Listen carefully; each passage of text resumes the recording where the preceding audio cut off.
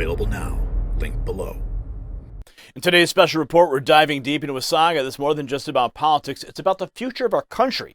The Senate just delivered a major blow to what many are calling a disastrous border bill, a move that's set the stage for an explosive confrontation in Washington. Chuck Schumer, visibly enraged, lashes out, blaming everyone but his own party's failures. Meanwhile, the GOP faces a stark ultimatum that could shape our nation's foreign policy and border security for years to come. But here's the thing, amidst the chaos, there's a glimmer of hope for those who believe in a stronger, more secure America, a hope that hinges on the return of a leader who dares to put America first.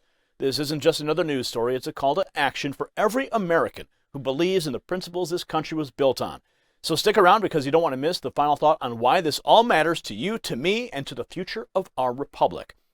Before we dive deeper into today's critical discussion, let's take a quick moment. Imagine our nation's security and economic stability is a towering wall, standing firm against the storms of uncertainty and chaos. Now think of the current administration's policies as a heavy, relentless rain, eroding the foundation of this wall brick by brick. It's a grim picture, but there is a silver lining. Just as we rely on strong materials to protect our homes, we can protect our financial future with gold and silver. And that's where our friends at the Patriot Gold Group come in with their no-fee-for-life IRA. Your retirement can be safeguarded with physical gold and silver, offering a beacon of stability in turbulent times. Don't wait for the next crisis to hit. Call that number on the screen, 888-857-9437, for your free investor guide. The Patriot Gold Group is here for you, ensuring your retirement stays solid no matter what. Call 888-857-9437 today and tell them Gary sent you. Protect your future, because in times like these, it's gold that stands the test of time. Now, as we return to our discussion, it's clear the stakes have never been higher. The recent Senate vote against the controversial border bill has sent shockwaves through Washington, D.C., marking a pivotal moment in our nation's politics. We don't want our country to end up looking like this, because it is about the future of America and the direction we wish to head, and the clash of visions that could define our era.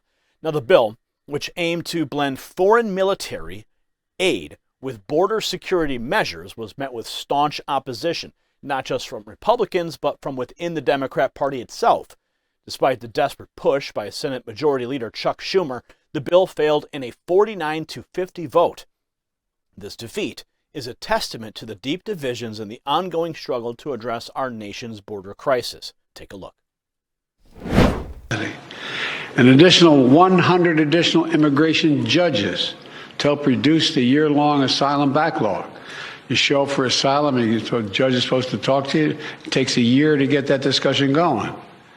This bill would also establish new, efficient, and fair process for the government to consider an asylum claim for those arriving at the border. Today, the process can take 5 to 7 years, as you all know. They show up at the border, get a bracelet, told to come back when called, 5 to 7 years from now, in country. That's too long, and it's not rational. With the new policies in this bill and the additional of 4,300 more asylum officers who spend hours, I might add, with each immigrant to consider their claims, whether they qualify, we'll be able to reduce that process to 6 months, not 5 to 7 years. This bipartisan bill will also expedite work permits so those who are here and who qualify can begin work more quickly. That's something that our governors, our mayors, and our business leaders have been asking me for and asking them for. All across the country, they've been asking for this. It'll also create more opportunities for families to come together for business, to hire additional workers. And for the first time in 30 years, this bipartisan legislation increases the number of immigrant visas for people legally able to come to this country through ports of entry. And it ensures that for the first time that vulnerable, unaccompanied young children have legal representation at the border. This bill would also give me, as president, the emergency authority to temporarily shut down the border when it becomes over. You already have emergency authority, Joe. In a spectacle that laid bare the tensions at the heart of American politics, Schumer's reaction to the bill's failure was nothing short of explosive. He attempted to shift blame, targeting former President Trump and the GOP, accusing them of sowing chaos. But what Schumer fails to acknowledge is the growing discontent among Americans over the handling of the border crisis, a crisis has spiraled out of control under the current administration. The narrative pushed by Schumer and his allies, framing the bill as a comprehensive solution to border security, was seen by many as a smokescreen. Critics argue that it failed to address the root causes of the crisis, instead offering a Band-Aid solution to a hemorrhaging wound. Take a look. I'm not going to be long. So first, Republicans said they would only do Ukraine and Israel humanitarian aid with border. Then they said they wouldn't do it. They would not do it with border. Well, we're going to give them both options. We'll take either one. We just hope they can come to yes on something. The bottom line is very simple. We knew about a week ago when Trump mixed in and said, wanted to be political and said he'd prefer chaos at the border because he thinks it helps him electorally.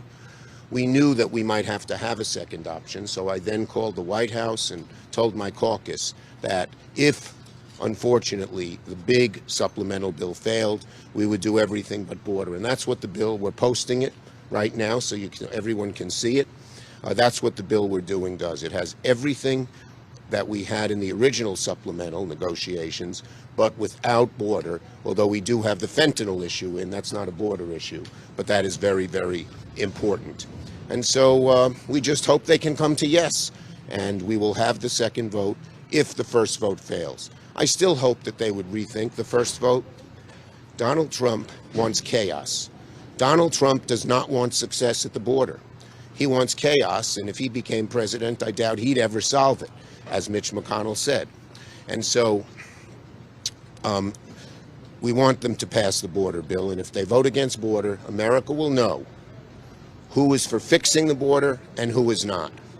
But if it fails, we still believe Ukraine, Israel, humanitarian aid to the Middle East and help in Indochina, as well as strengthening our military, is vitally important. For all those Republicans who first said, we want it with border, and now say we want it without border, they got both options. On amendments, because I know you'll ask that, we have always been for a fair and open amendment process. Under my leadership, we've done far more amendments than when McConnell was majority leader, and we will have a fair and open process on amendments, okay? You're in the same position you were 5 months ago, trying to pass this bill without border. Do you have any assurances that the Speaker would actually bring this bill up in the House? Look, the bottom line is the majority of Republicans in the House said they want to do Ukraine, they want to do Israel, and we hope that if we pass it in the Senate, that the House would then rise to the occasion. The House is in chaos. It doesn't behoove the Speaker well to block everything because 30 hard right-wing people just want chaos like Donald Trump does. Unbelievable. Yeah. That's what we all want. We all want chaos at the border. No, we want the border shut down, Chuck. Now, the opposition wasn't limited to partisan lines. Senators from both parties voiced their concerns, highlighting the bill's shortcomings and its failure to secure the border effectively. Senator Ted Cruz pointed out the bill's inadequacy, stating this bill was designed not to secure the border. Instead, this bill codified Joe Biden's open border policy. Such statements underscore the deep-seated issues at play, issues that require more than just political posturing to resolve. Republican Senator John Cornyn's remarks echoed this sentiment, emphasizing the lack of confidence in the current administration's commitment to enforcing border laws. Quote, "The fact of the matter is, we have no confidence, zero confidence, that the Biden administration will enforce the law when it comes to the border." That's what he stated, highlighting a fundamental disconnect between policy and practice. Now, this vote was more than a rejection of a specific legislative proposal. It was a clear signal of the need for leadership that acknowledges and addresses the complexities of the border crisis. The aftermath of the vote saw emotions running high, with Senator Lisa Murkowski expressing frustration over the political deadlock that seems to paralyze meaningful action. Yet, in the face of this legislative defeat, Schumer offered the GOP an ultimatum, framing the choices in stark terms: support foreign military aid for Ukraine and Israel without addressing the border, or stand firm on integrating border security measures. This move, while politically savvy, fails to address the underlying issues or offer a path forward that reconciles the diverse interests and concerns at play. So as the dust settles on this legislative battle, the focus shifts to the broader implications for America's future. The failure of the border bill and the ensuing political fallout underscore a critical juncture in our nation's history. And with the 2024 election on the horizon, the debate over border security and foreign policy will undoubtedly play a central role in shaping the political landscape. Before we proceed to my final thought and important message, with the critical 2024 election on the horizon, it's imperative to decode the complex web of influences steering our society. My new book, The Silent Coup, offers an unvarnished look into the machinations of power and the orchestrated narratives in the media. In these times of change, your greatest tool is the truth. So obtain your copy today, keep informed, fortify yourself, and together let's steer our future back into our hands. Check the link in the description of this video. And now, my final thought. As we reflect on the tumultuous events surrounding the defeat of the border bill, it's clear that America stands at a crossroads. The vote not only highlights the deep divisions within our government, but also signals the urgent need for leadership that truly represents the will of the people. This isn't just about border security or foreign aid. It's about the vision we have for our nation's future. The controversy, the debates, and the outright conflicts that we've witnessed underscore a larger battle for the soul of America. As we move towards 2024, let's not lose sight of what's at stake here. The preservation of our republic, the enforcement of our laws, and the restoration of integrity in leadership. The call for Trump's return is more than nostalgia. It's a rallying cry for an America that puts its citizens first, secures its borders, and stands strong in the face of adversity. This is the moment to decide the path that we will take. If you got value from this report, tap subscribe. Congratulations, you made it to the end of the video. Now keep up your quest for truth with this next news report. And if you found our channel enlightening, join the millions who agree with you. Tap subscribe. Thank you for watching the Next News Network.